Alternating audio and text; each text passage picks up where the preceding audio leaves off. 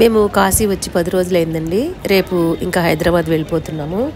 ఈ 10 రోజుల నుంచి కూడా చాలా బాగా దర్శనాలయ్యాయి కాశీలో. అలాగే అయోధ్యకు కూడా వెళ్ళి అక్కడ బాలరాముడిని దర్శనం చేసుకున్నాము. అక్కడ లోకల్‌గా పెద్ద హనుమాన్ టెంపుల్, సీతామాత టెంపుల్స్ ఇవి చాలా టెంపుల్స్, సరయూ నది ఇవన్నీ కూడా మీతో షేర్ చేసుకున్నాను. ఇంకా నిన్న గంగా హారతి పోస్ట్ చేశానండి. పౌర్ణమి రోజు ముందు రోజు గంగా హారతికి వెళ్ళాము.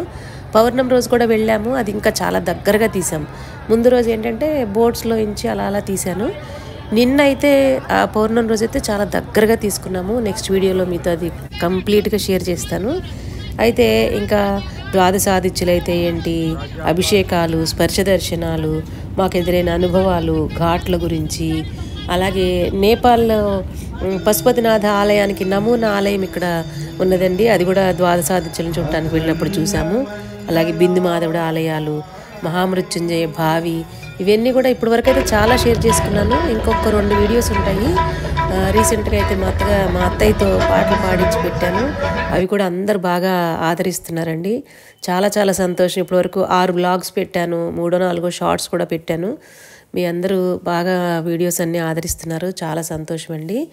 ఇంకా మేము రేపు హైదరాబాద్ బయలుదేరేస్తున్నాము. గంగా హారతికి మేము బోట్స్లో వెళ్ళినప్పుడు అనుభవాలు, అలాగే ఘాట్లు అవన్నీ కూడా మీతో షేర్ చేసుకున్నాను నిన్న ఈ గంగా హారతి వీడియోలో. అలాగే ఇంకా మేము కాశీలో చూసినవన్నీ కూడా మీతో దాదాపుగా షేర్ చేసేసుకున్నాను. ఎవరైనా వీలున్న వాళ్ళు, మీకు తీరిగ్గా ఉన్నప్పుడు ఒక్కొక్క వీడియోని చూడండి. చాలా బాగుందండి కాశీ వీడియోస్ అన్నీ కూడా.